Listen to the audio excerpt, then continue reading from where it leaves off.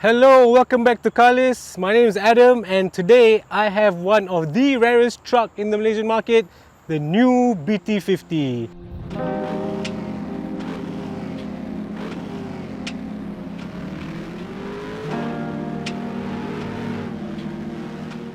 Okay, let's talk a little bit about the platform merry-go-round. Previous BT-50 shared its platform with Ford's Ranger. Now the BT-50 shares its platform with the new and current D-Max.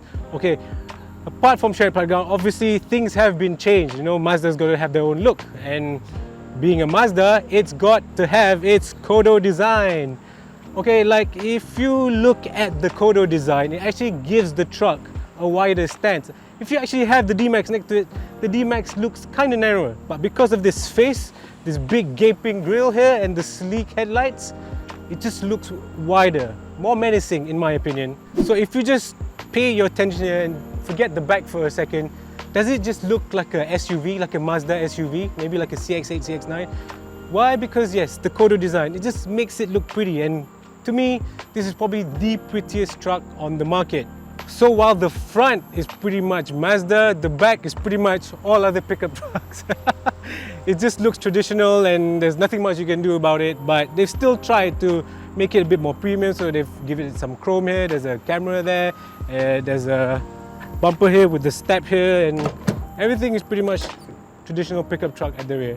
So I'm quite surprised, you know, like Mazda being Mazda, they want to go upmarket or premium, but still they could have just added some sort of support for the rear tailgate. Still does it in a traditional way here. I mean, I guess, you know, sometimes practicality is best and they're just going for what is tried and tested and it won't break. Underneath the bonnet of the BT-50, it has Isuzu's R24ETC 1.9 litre turbocharged diesel engine. So it pushes out 150 PS, 350 Newton meters of torque, and it's got a VGT turbo, so it's supposed to get rid of the lag. So one of the major differences between the BT-50 and the D-Max is this top bit here. Mazda's got to add his own touch, make it look premium, and although I feel like this isn't a sorry excuse for a soft touch feeling dashboard, but it still looks premium. Yes, you also get a 9-inch infotainment screen that's got wireless Apple CarPlay, but the Android Auto, I think you will have to plug it in, unfortunately. But you also still get the compartments here, okay, one open, compartments here, and you get this piano black finish trim all over the car. But I don't know, what do you think? I just don't like piano black. I mean, look at it, it's all full of fingerprints and dust, and what do you say, just no more piano black? Okay, but apart from that, the steering wheel is nice, the feeling is nice, even the gear knob, it lights up at night, and you know, the soft touch here for the armrest. The seats are fabric, unfortunately, but you know, I'm not going to complain. I like fabric seats, it's cooler. It's really hot today and I appreciate that there's fabric seats here. Also, one of the strong points of the driver's seat anyway is motorized and powered seats. Yeah, you don't get this in the twin. So just like its Isuzu twin, space back here is really good. I mean, there's a lot of space. I mean, but you get Mazda's carpet that you get in most Mazdas. You get an armrest here. You get some aircon vents at the rear here, and there's definitely enough space even for a baby seat. And maybe if there's a baby seat, you will be a bit squished, but I think you can fit 2 other people here. But yeah, also, if you need extra compartments, there's some down here and some down there. I can't open it now because it's a baby seat, but yeah. Today feels like a lazy day. If I could have a choice, I would sit in bed and rest my head and listen to your voice. Talk of victories and love and how this life will last forever. In the means of pleasure that brings us two together. Alright, so now we've come to one of the most important parts of the truck to see how it drives, how it rides, and just general feel of the ambience inside. So let's start off with the NVH. It's really good. The NVH in this car is really good. I mean, you can be driving along, bombing it down the highway, and it's still quite quiet in here, and just really makes the sound system sound really good inside. I was quite impressed. I mean, I could still hear the bass, but like I said, it's a coupling thing with the NVH and the sound system, so yeah, it's a pleasant experience. Ride-wise, this is where it's a bit more traditional pickup truck. I mean, a lot of newer pickup trucks, they have soft suspension. In the BT-50, it's got more of a traditional pickup truck ride. So it's kind of like a bit bouncy, you can feel the vibrations through everything, but it's okay. I mean, it's nothing you complain about. If you've driven the newer trucks with soft suspension, yes, you might feel like it's a bit harsh inside, but for those that just need a workhorse, just can't be bothered with all of that and just want to drive it and just know that it's going to be hardy, and yeah, should be okay.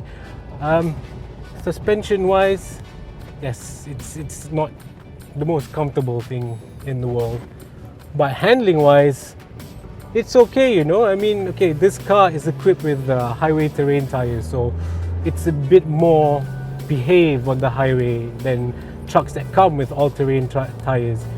So yeah, I mean, yeah, it doesn't feel, sometimes I forget that I'm driving a pickup truck in the BT-50. That is until all that juddering comes in. But when the road is smooth, you just feel like you're driving an SUV, and that's really, really nice. The 1.9 litre engine, the cute little engine, what is it like? I mean, is their performance? It's just adequate more than anything.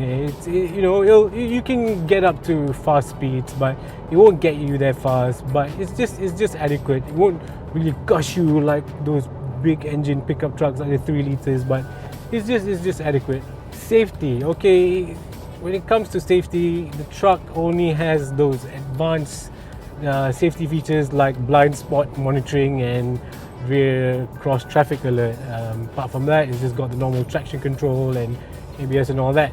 So yeah, it's not the most kitted up pickup truck in the safety department, but it's got enough to keep you safe on the road. The seating position is good because you can adjust it via the powered buttons down here. You can adjust the steering wheel, and yeah, the fabric seats are nice, kind of like hunkers you into the seat. The infotainment screen is all easy to work. Everything touchscreen is easy to navigate. The buttons, the air conditioning buttons are just all easy to understand, and it's just a click away. And yeah, that's what it's like. So what is the point of this small engine? If it doesn't provide you performance, what does it provide you? Well, for first thing, it provides you a lower road tax. The second thing is, it is just so fuel efficient. Okay, on the highway, I managed to get around 14 kilometers per liter, and city driving now, I'm getting about 10 to 11 kilometers per liter.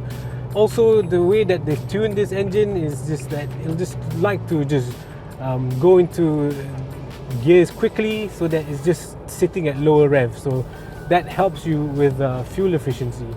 And yes, one of the things I like about this truck is you don't really need to watch the fuel gauge. I mean, you just drive along, yeah, you still got loads and loads of fuel. I've just done a 600 kilometer trip and I've still got around 220 kilometers left. So yeah, one of the things you just don't think about in this truck, just fill it up full and off you go, and yeah, wait for the beep till it's empty, that is, which is going to be a long time. I mean, it doesn't wallow around everywhere. This truck is just really nice and straight and feels flat, and it gives you confidence high-speed driving. Not that you should be driving high speeds because it's a pickup truck, but never know, in an emergency or something, it just does. It feels okay to drive high speed, but don't do it. So why should you buy the BT-50 over its twin, let's say, or the rest?